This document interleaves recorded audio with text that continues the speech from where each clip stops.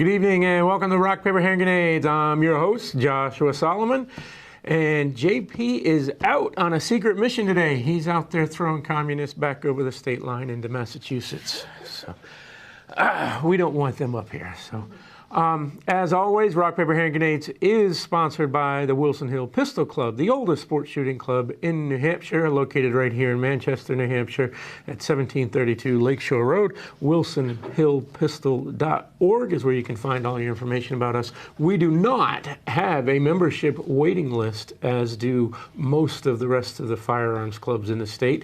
So if you show up to a meeting, contact a member of the board, including myself, you can join. The membership meetings are the first Wednesday of every month, except during the summer, but summer is over, so next Wednesday will be a membership meeting, again at 1732 Lakeshore Road. Show up, find out all about us. Tonight on Rock, Paper, Hand Grenades, we have yet another candidate running for office, this time for CD2, our old friend Lily Tang Williams. How you doing, Lily? I'm doing great. Thank you for having me back. No, always great to have you. So we're up against it again in CD2. We got some good opportunity this time around in this midterm, because we have two empty seats that are up for grabs here in CD1. Senate and CD1, yeah. And of course, we would really like to see CD2 switch to red here. And I was close, over 47% last November, without a single TV ad or even Google, YouTube live stream video. So that's so 47% is pretty good, right? For the blue district. In a blue district, and in a situation where 2 or 3 points is the difference, and given the current situation, the Democrats seem to be on the wrong side of darn near everything lately. So I think we're looking in good shape over there, and you've got name recognition. You've been pounding the streets, So yeah. How's things been going? What have you been doing for the last? And I mean, did you see the most recent poll? I don't know why media is not talking about it. On June 26, UNH had a poll about potential rematch between Lily Tang Williams and Maggie Goodlander Sullivan. And her favorability was at 31%. I was at 30%. It's like a neck to neck, right? Yeah, but her unfavorability was 36%. I was at 33%. Right. And 17% of voters don't know who I am. I have a huge number to improve. That's why I love to go to communities and go to fairs, go to old home days, join the parade.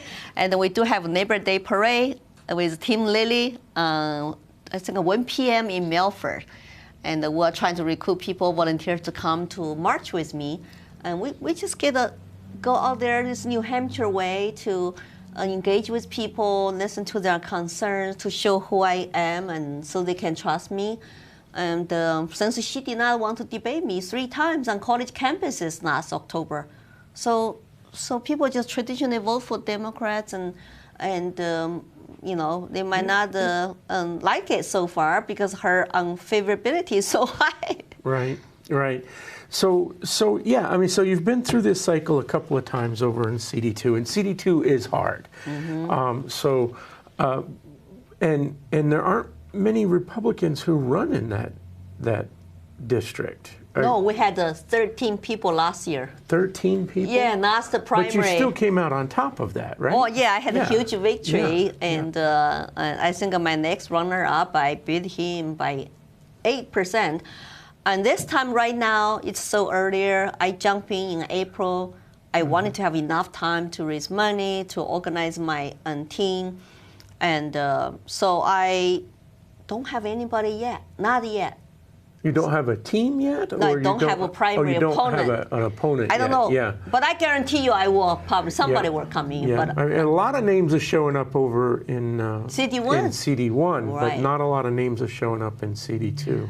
Well, because the CD1 is open seat. Right. And the CD2, since I was a nominee, I overperformed. So people might think that, maybe Lady Lily has better chance to go defeat her. I built a national name brand. My debate video went viral. Some Democrat voters never even watched that debate video last Halloween night on WMUR. And that got me an international recognition to say I destroyed her in the debate. And I exposed her for, her true self. But it's just she's not really. Unfortunately, Democrat voters don't pay attention to that. But I'm trying to win over independence. They fall in line. They fall in line just like the Communist Party falls in line. They do what they're told, right? They vote for how they're told, and they don't spend a whole lot of time doing things like watching the debate and having that moment where they realize that they're just. Well, we know their party leadership in the past 4 years, how they act like a really so-called communists who wanted to even collude with big tech to censor people. Remember, they censored Tulsi Gabbard and the RFK, and not even talk about cancel all President Trump's.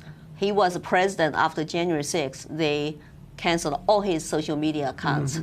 So when they start still attacking him, he's a dictator. Even when I was campaigning last year, I said he must be pretty bad dictator because he was president. He got canceled. Right. He lost all his social media account. He could not communicate with his, supporters anymore. He had to later start his own Truth Social, right, to guarantee, and people still have free speech. I'm grateful for Elon Musk about Twitter because I feel like that was a really dark time of our country. I feel like we all could be canceled. People were panic.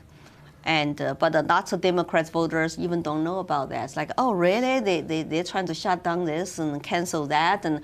But I think we have some advantage this time with the free speech on X and with a Republican in White House, in U.S. Congress. With our New Hampshire, is also red state right now at local level. Yeah. We passed great voter ID laws. Is going to tighten up the election, loopholes, and they're suing our law, voter ID laws, as voter suppression. It's like, that's a threat to democracy. It's like, why you don't trust? There's not another country on the planet that allows mail-in voting, right? France has outlawed it. All of South America has outlawed it.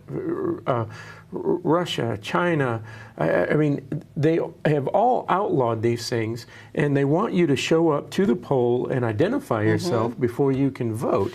But somehow that's not appropriate for the United States to ask for that type of security with our elections. Look at the People's Republic of China, which is big China. They don't understand. They have a dictatorship of a Communist Party. People cannot vote. 1.4 billion Chinese cannot vote. But quite a country, the small country called the Republic of China, which is Taiwan. Oh, look at how they conduct their voting, their counting. Wow, that was amazing. I saw video of it. Paper ballot, multiple people, writing down lines on the blackboard and checking. Oh, that was awesome. And it's doable. Like, they're doing it the way that we used to do it in the 60s, 70s, 80s. Paper ballots, counted by hand, right? We didn't have as much machine. Yeah, what's wrong with that? We are a small state. And not only that, we would paper ballot, count by hand, and still have the results the same night, the same day. We do the one-day thing. So, and we've got the mainstream media who's trying to gaslight us into thinking, we can't really have paper. There's too much to count. We can't do that all in one day. We have to have a mail-in period, and then we have to have a grace period in case things don't show up in the mail, so that we can count more ballots a week later. They're trying to gaslight us into not remembering that we used to do this in one day with paper ballots and have the results. So all of these lawsuits against voter ID laws and strengthening is just their way of panicking. They're panicking, and they want to be able to control control the count, and they want to be able to do the midnight ballot drops, you know, after the polls are closed. We see what happened with 2020. We also see what happened in our small towns in New Hampshire, like Windham and Hollis, and all had some issues. And the same though, New Hampshire has an absentee ballot. Like if you're military, if you have medical issues, you all can use voter ID to get an absentee ballot. That's different. That's a verified completely voters. Different than but Maggie doesn't know the difference. So she was attacking. It's like all this stuff is like a. So basically, she supports mail-in ballots, like because she was talking about military people, but that's absentee ballot, Maggie. That's different. Right. And I think that whole purpose of open borders. And you have to have a reason for an absentee ballot. Yes, you can't just say, "Hey, I want a mail-in ballot." And you have to present you the case. Exactly. Yeah. Right. But I think the Democrats calling voter ID laws are racist. It's just because they do not feel confident they can win the elections. Why? Because they want open borders. They want to use government welfare checks, free stuff to lure them in. And then they have to apply for government assistance. And they get Social Security numbers, they get the benefits, then they are registered to vote. All the big blue states have a mail-in ballot. And I lived in Colorado for 21 years. They tell me Republicans cannot win there because they have a mail-in ballots. Yeah, and they don't. And they also they fight the review of the voter rolls. Right? Let's get rid of all the dead people. Oh no, we can't do that. Right? You want dead people to vote? They want it. So every time there's a review of the voter rolls, they start complaining and start contesting removing people who are dead or we've seen, hey, this person moved out of state or et cetera. They don't want those things cleaned because they want all those extra ballots.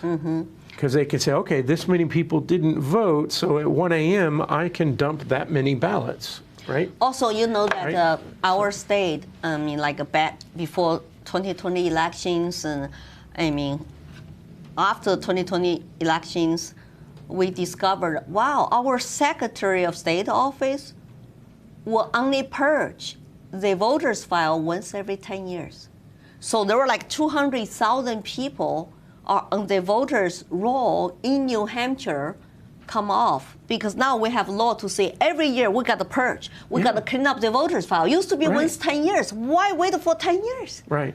Clean That's it once a year and we problem. keep everything up to date and there's less to contest later on. Yeah. Right? If we clean it every year, okay, so there's only 1 year's worth of people who have either passed on or moved out or no longer eligible. Somebody just told me I moved out of New Hampshire a few years ago. And whose sister moved out a few years ago. But they keep voting in New Hampshire by absentee ballot. It's like, what? How did that happen? So there's lots of issues we need to question, you know? Yeah. And I think every state had these issues. So it's good that we're doing all of that. Yeah, I hope so. Yeah, we hope to clean up. And because American citizens' precious voting right, their voice to be heard, their ballots to be counted, they cannot be marginalized. When you don't have election integrity, that means the citizens' and voting rights are marginalized, dismissed. And that's not democratic way. That's not New Hampshire way at all. Right. Yeah, so what the Democrats are doing and suing, it just shows their true colors. You know, everything else requires voter ID. Even remember COVID time? You had to go show some ID to go get the vaccines and go show your vaccine passport to go to a restaurant in Massachusetts. And it's so totally insulting to the people of color to say you don't know how to vote. Yeah. And if they ask you for your ID, that's racist. They reject that too. And we've proven time and time again that it's insulting to them. I don't remember which activist it was. One of the blogger podcast activists went to New York City with a camera and walked around and asked people of color, of minority status, who the Democrats are saying, well, you're really marginalizing them by making them show up to the poll with an ID. So we walk around and say, do you have a driver's license? Yeah, of course I do. Do you carry it with you? Yeah, of course I do. That's why you cannot drive. Right. But they go through all of these people, and it's like, yeah, I know how to get a driver's license. Yes, I know how to get an ID. Yes, I carry it with me everywhere I go. That's because that's what American citizens do. And to claim that only people of color or even older folks are somehow disenfranchised by being required to carry around ID it's insulting. It's insulting. I think it's because that shows that they are lack of confidence to win elections. Right. And there's lots of, so I'm glad. I think our state is moving to right direction, and our country is moving to right direction. And so everybody just had to turn out to vote.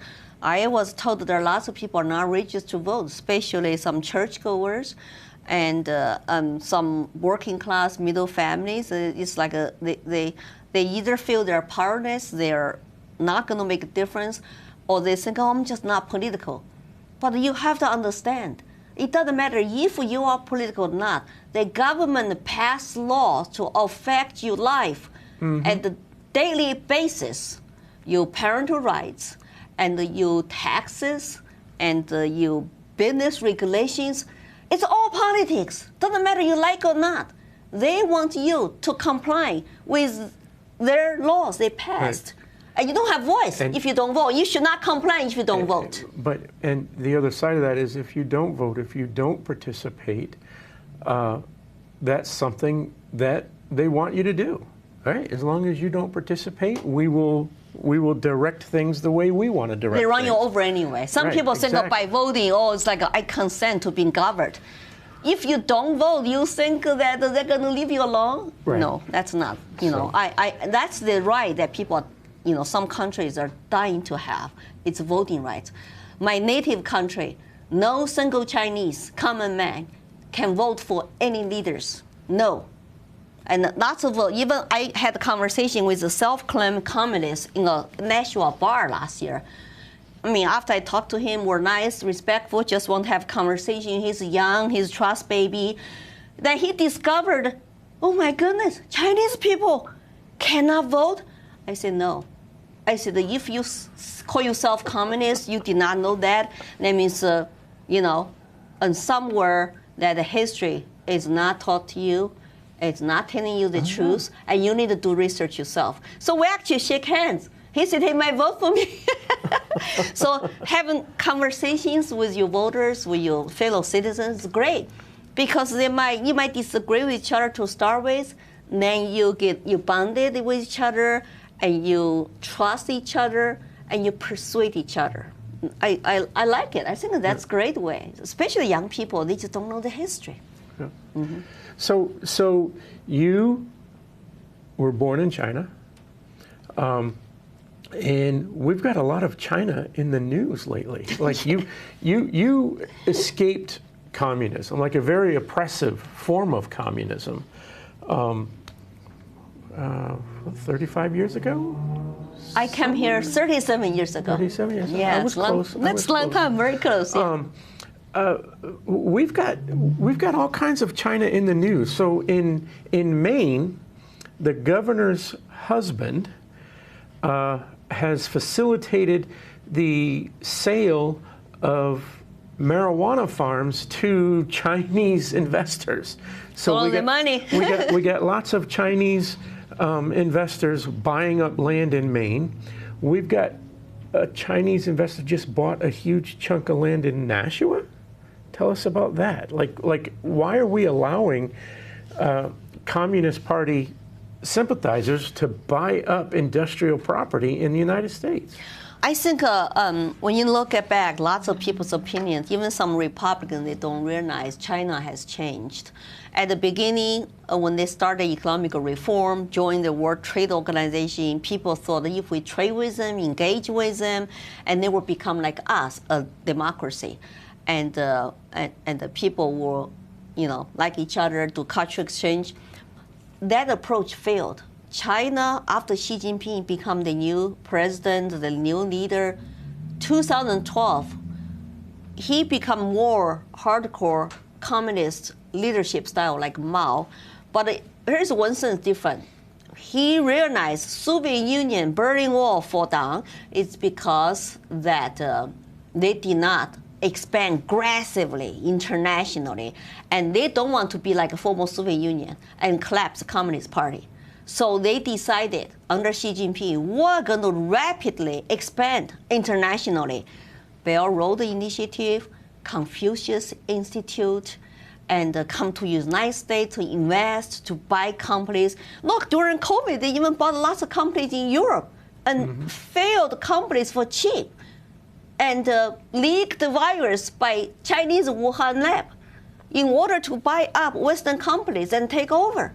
So I think they were very, very shrewd, very smart by doing that. At the same time, Western countries are being stupid, dumb, incompetent to protect their culture, their business, and then they have a corrupting elite class to make money by dealing with China, by doing business with them. And, well, generally, I like free trade. I like to do business internationally, but people got to realize the true colors of China's political regime.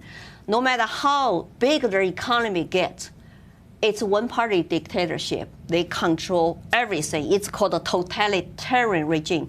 Press, media, as American citizen, when you go to China, you cannot buy anything, cannot even buy a condo. And Chinese citizens in China today, when they buy a home, buy a condo, they only buy a structure on the land. The land still belongs to the state. So they are talking about coming here, take advantage of our open country society to buy everything. They bought a food company, and then they bought a private schools network, and they have their CCTV propaganda, Beijing TV show in our country, continue to indoctrinate the Chinese Americans here. And they have their apps to indoctrinate our youth. And they interfere with American elections. They know congressional districts, sometimes a few thousand votes can make a big difference. So they get their people. Here's some buzzwords. When you say here, sister cities, friendships of societies, Chinese associations, scholars, whatever, they all are targets and part of United Front Department work, which is directly funded by Chinese State Council, a Chinese government. Remember Confucius Institute in New Hampshire? They were on UNH campus for 12 years, and they were funded by Chinese government. How do we let them in to come here on our public university campus to tell them how wonderful Chinese is and Chinese the system is? And so encourage them to, go to China, do business, glorify China. It is a part of their strategy. I call that soft power invasion.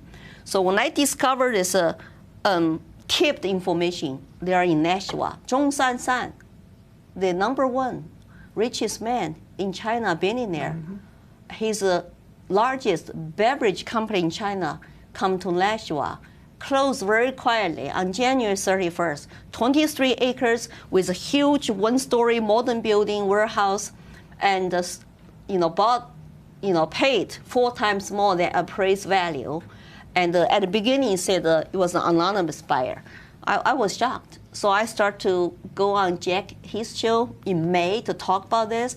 I went to the site twice to check things out, to see how close they are to everything.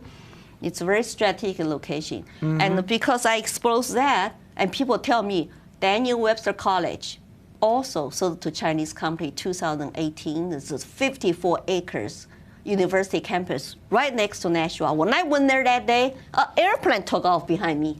I made a video about that on my X account, almost 800,000 views. Then people tipped me, Chester College of New England in New Hampshire was sold to Chinese educational firm, tied to CCP, Beijing University, all government universities, and they bought it 2015, and they bring Chinese kids come here every summer for summer camps. And maybe those kids later will go to Harvard. You know what do Chinese people call Harvard? It's a Communist Party school. They send the people to go to Harvard to pay lots of money. Yeah. Harvard has not had good press lately. The thing is so that with the plagiarism. Xi Jinping even sent his daughter, I heard, to go there. So I feel sympathetic to the Chinese students who are like me, who wanted to come here a long time ago to really escape the oppressive regime, to come here for the opportunities and for freedom in this country. But the people who recently come out after China entered WTO, there's some people come out, and as a part of Chinese employees, scholars, and some students come out. They are the children of high-level officials, elitists, wealthy men. They come here to do business and to be part of this international expansion. But remember, as long as they hold a Chinese passport, they're not American citizens. They are subject to China's national security law and intelligence law, which mandate them must corroborate, assist, to turn in any information that the regime wants you to provide. Otherwise, your assets, your families could be in trouble inside of China.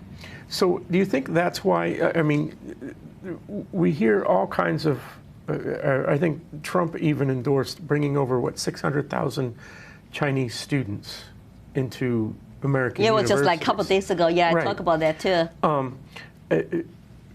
This could go two ways. If we get all of these Chinese students in here, why are they still loyal? Why do they remain loyal to the Communist Party when they've got all of this freedom? I would think that someone who discovers all of this freedom after coming here as a student would say, you know what? I don't want that Chinese passport anymore. I want an American passport, right? What stops these folks from having that reality check and saying, hey, I left a really bad place and I'm in a really good place. I want to stay here. Well, as I said, is it because they have the iron fist on them? Sometimes the Communist Party is sometimes it is iron fist. Sometimes it's because they are pro-China to start with. They are the children of high-level officials. Okay. So the wealthy children. Their allegiance is to China. It's not to us. It's a different story. If you have political refugees who want to escape that prosecutions, they want to come here for freedom, I'm all for that. Those people we should open door to them, go through the political asylum process. Like even the Christians come here, right? Because they might face prosecution. But be honest with you, right now inside of China, if you are just regular man's daughter and you go to a public school, government school, you are being brainwashed daily basis to be loyal to China, to anti-America. They think America is a bad country, okay? And because it's propaganda. So who are the people that Chinese regime is going to allow them to leave, to come here? When I came here, I had to get a permission to quit my job to go apply for passport. I could be stopped. Like I did not own myself. I heard the Chinese citizen's passport or the public passport all be held up. You have to get a special permission to get your passport back and to get a visa, apply for a visa to come here. So who are they going to send?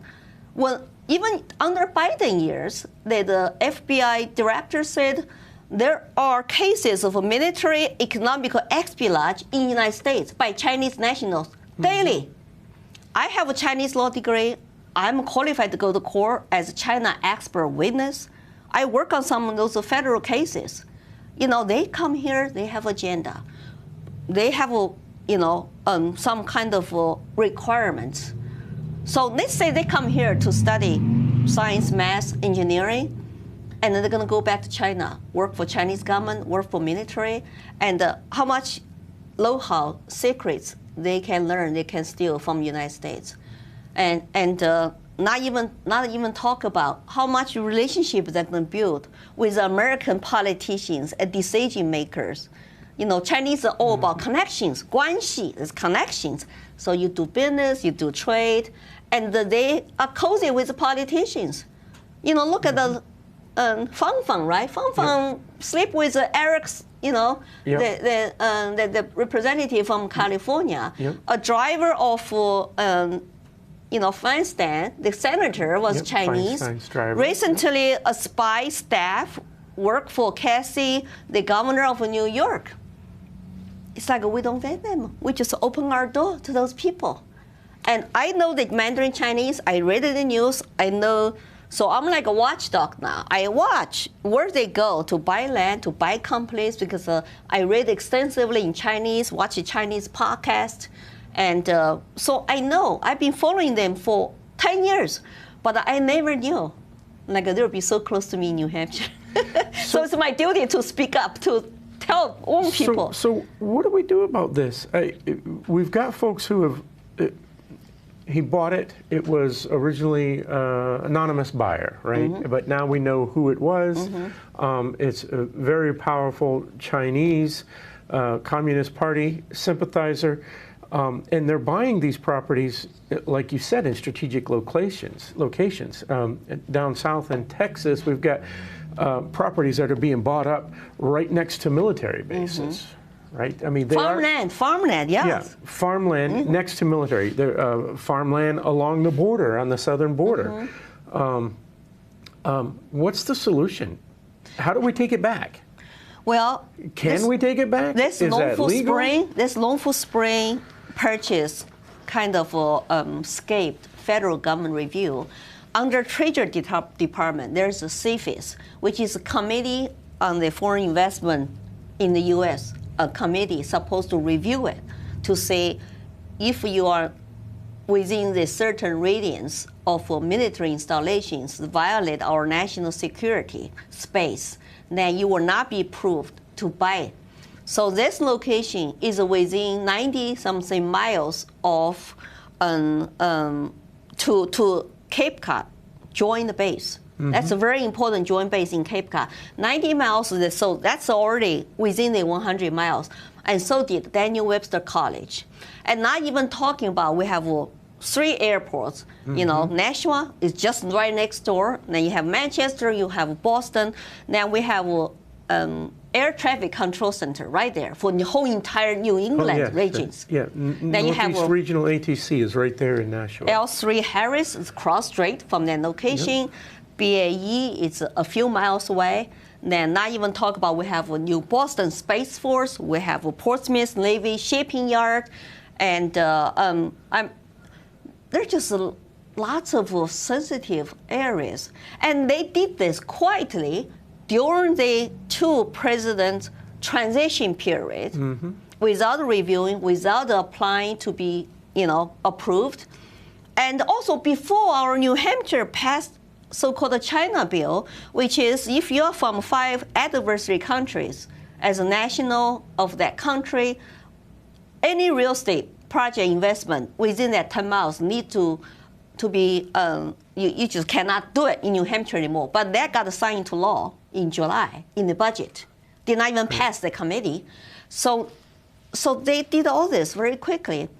And the Longful Springs met with Pennychuck, board member president, last December. I think that after I went to Nashua, Board of Aldermen meeting, mayor was there. Lots of people show up to say, we just don't feel this is good for us. Our water security is national security. We don't want, the largest totalitarian country coming here to do business here, to buy our water. So they were talking about negotiating with Pennychuck, buy 2 million gallons of water a day. And Pennychuck said, well, mayor said, we did not arrange this. It's a state division of economical development office. In Concord did it. You should go to Concord, not come here. So he basically did not want to take any responsibilities. But my question to mayor is that you were interviewed in June by Newsnation. I was interviewed. He never brought this up. He said, I have no safety concern about this deal. Okay, he did not tell the truth. Oh, we did not broke this deal. It was our state economic development. Now, why didn't you say something? So he just basically trying to say it's not my fault, it's not my responsibility. And so now the attention is focused on the state. So Governor Katie Aya has ordered Attorney General to investigate this, to get to the bottom of it.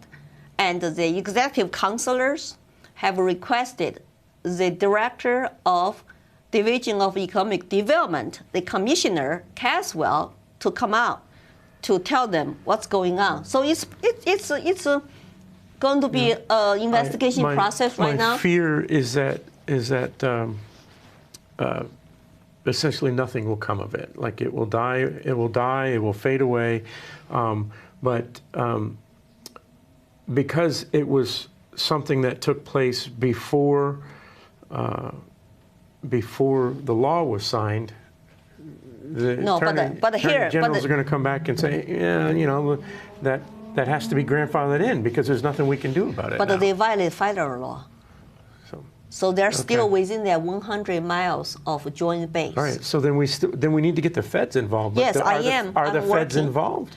Well, I'm working with some Republicans inside the Congress on that, and I hope they act fast. I feel like the safest capacity is limited. Maybe staff, maybe just too much going on in the country. And of course, you know, the Trump administration only just, took over in January. They have so much to do. And for example, you know, Trump trying to negotiate with China on trade deals. Maybe the 600,000 students is part of a trade deal negotiations. Right. But they want that as a deal that's red flag.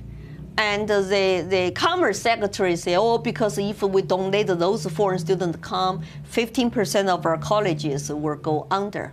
So what are those colleges doing? How many Chinese students do they take in the past? I mean, it's like without the Chinese students, they're going to go under. You cannot get students from other countries, more friendly countries.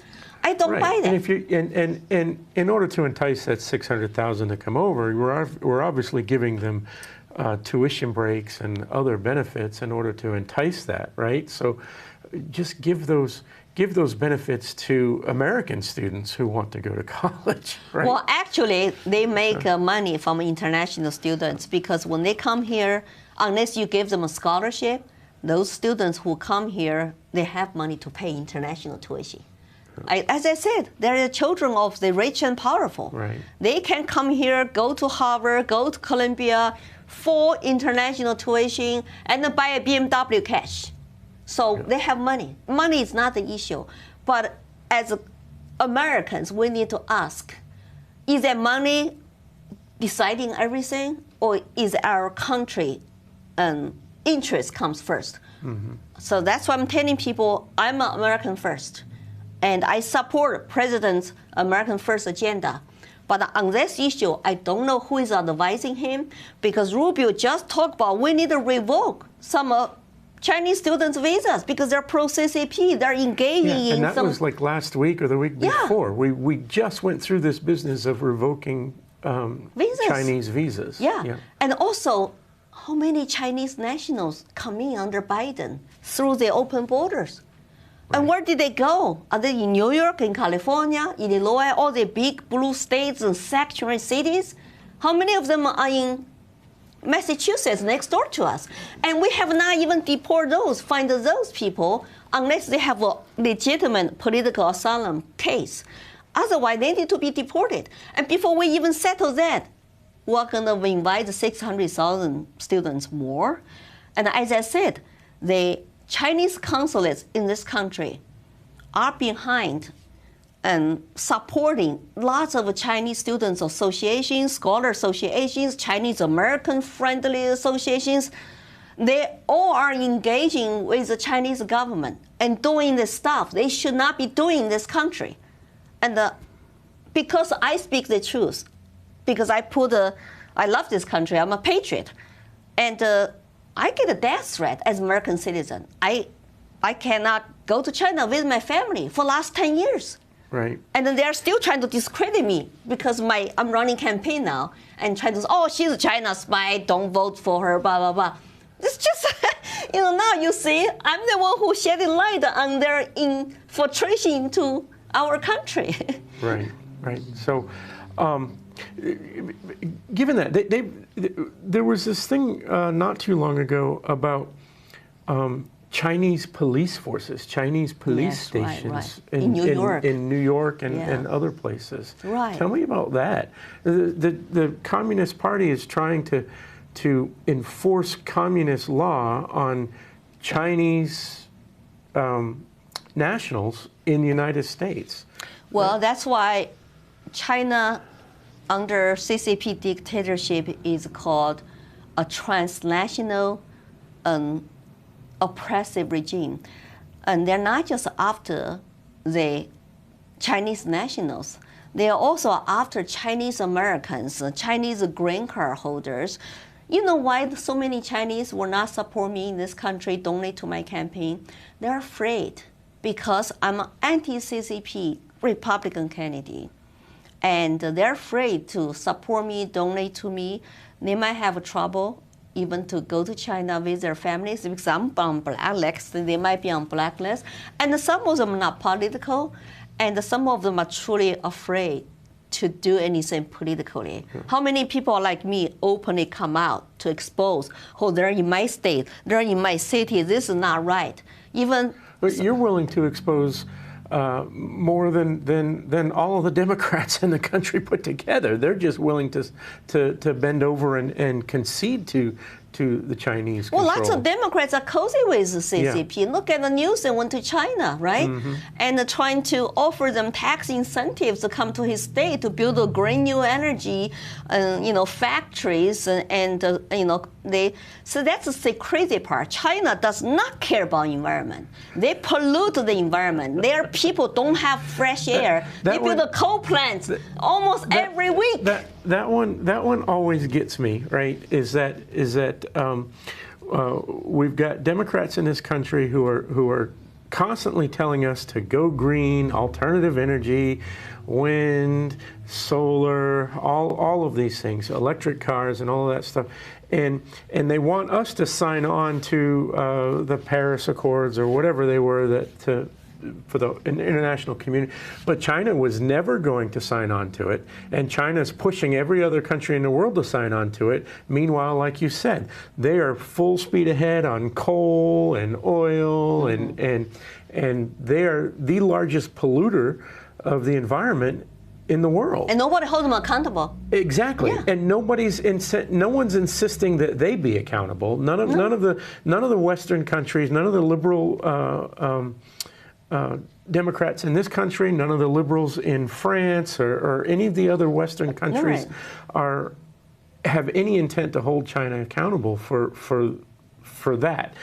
Yet we are supposed to cripple our economy by going after the wind and the solar and the grand legislators paying for the price. Because that is it does cripple the economy, right? Well, even California just this week. They're having emergency meetings because they have this mandate where by 2035 they have to be all electric in the state. That's why Newsom went to China. And now they're starting to panic, like, we can't get there. We were hoping that we'd be further along on this trajectory by now, but they're actually zero. They haven't gotten anywhere near their goals, and they know that they can't meet that deadline in 2035 or 2040 or 2045. And now they're panicking because they realize that these green energy deals, these green mandates, are destroying their economy. California is very quickly becoming the worst economy in the country. Well, people are leaving, and I really feel sympathetic towards regular common man and working families and middle class. They're working, they're paying bills, and look at that, just how high our electricity bill went up this summer, right? It's because there's a mandate for Eversource to buy so much. What is it, 30% of their, something like that.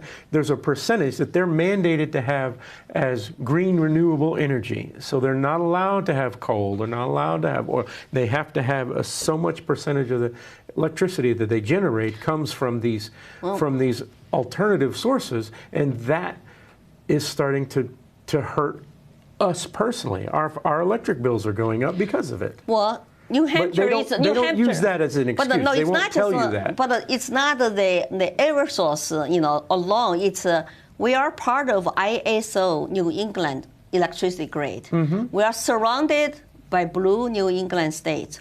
and they believe in climate change, they believe in green, so they refuse to build pipelines that we can transport the huge, like a natural gas amount from New York and Pennsylvania through the pipelines. So pipeline got shut down before. And the Keystone got shut down the first day when Biden became president. So then the energy price started to go up. So now we are at the mercy of New England states, refuse to build a pipeline to transport the natural gas to our granite state. And the people blame among greedy corporations and whatever, but still we have to look at the cause of the problem. The cause of the problem is the other blue states' energy policies, believe in green and climate change mandates, are hurting us as granite staters. Then we have a Jones Act. You cannot hire any shipping company to ship the LP to our state to have a cheaper also energy cost. You have to hire the local shipping company in the United States. They're super expensive, so you make it unaffordable. Then we have only one power plant. That's the goal, is to make life unaffordable, right? Well, that's part of a globalist agenda. We all share this world together. We all have to protect our environment. But how do you get all those other totalitarian countries to cooperate? And China is take advantage of that. So they sell us batteries. They have the dominant market in solar, in battery, and now in drones. We rely on Chinese companies to buy our commercial drones. Used to be military too. That's crazy nuts. Now it's just a commercial, industrial, but still, do you know who runs the Daniel Webster College? One of them is a Chinese company called Rotor Drone Company. It's next to National Airport. Did somebody look into that to see, to look into who truly own that company? I cannot find out. Say the one anonymous investor, but the employees who used to work there to say that's Chinese company, and they're part of this new, because international trade, global business. I think, and Senator Hassan, what's her first name? Maggie Hassan just had that company even listed as a part of some kind of plan, international development council or something. It's like, I just feel like I just want to come to this country, live under freedom. Government, leave me alone. I have my rights protected. And it's quickly becoming China again. No, you know why? My slogan is, I hate to say the country I love is becoming the country I left, because they're here. They come here, and we allow them to come here. We continue to allow them to come here. It's naive. It's not smart. They're going to eat our lunch. I'm worried about that. So we only have a few minutes left. We spent a lot of time on China, but we covered a whole bunch of stuff that's actually very pertinent to Granite Staters. What else is going on in the Granite State that you'd like to get involved with? I mean, we've had a lot of good. You mentioned it earlier. Parental rights bills come through with we passed that, yeah. We've got the education freedom accounts, and we've got the transgender laws now coming in. So we don't allow surgeries and puberty blockers. We've passed some good bills, We've passed some good stuff lately. Right, but those are local issues. At the federal government, Trump executive, order did say we were not going to fund the DEI. I support that. He basically kind of dismantled the Department of Education. I support that. It does not belong to federal government. I support parental rights and local control. And I think this time I'm talking to veterans about their concerns about their care, that homeless veterans and their mental health issues, their health care needs, and also nursing homes. I have people come talk to me about their loved ones got neglected, abused in nursing homes. And one guy actually I did not even get a chance to meet. Before I met him, he died at 140 pounds, a 6-foot guy. And the family, feels so frustrated. Now they cannot even sue Genesis because Genesis just filed bankruptcy. So you cannot sue to get some compensation.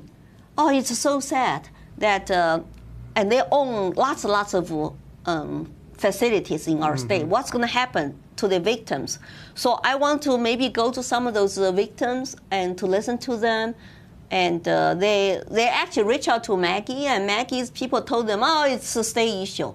That was before that guy died, so they had to come talk to me. And it's not just state issue, it's a national issue. They take money from Medicare and Medicaid. Yep. They deserve quality of care. And also, when you look at the money they take, I mean, there's those facilities, they need a better oversight and unexpected inspections because they take lots of money. And where did the money go? They have $10 a day for one senior citizen in their nursing home. What can you eat for? You know, my dad went to some kind of nursing home for rehab one time after COVID. He was diabetic. They were feeding him cheap, like mashed potatoes every day. His sugar level went really high. It was terrible. So those issues I like to get into. I like to call the Dr. Oz, who is the director of Medicare and Medicaid, to put all those contractors who are taking federal dollars, hold them accountable. So we got to figure out. But I want to listen to our families, our victims here in our state. And that is the issue I think it seems like affect lots of my voters in city too. And of course, you know, the children and the inflation, the economy, health care.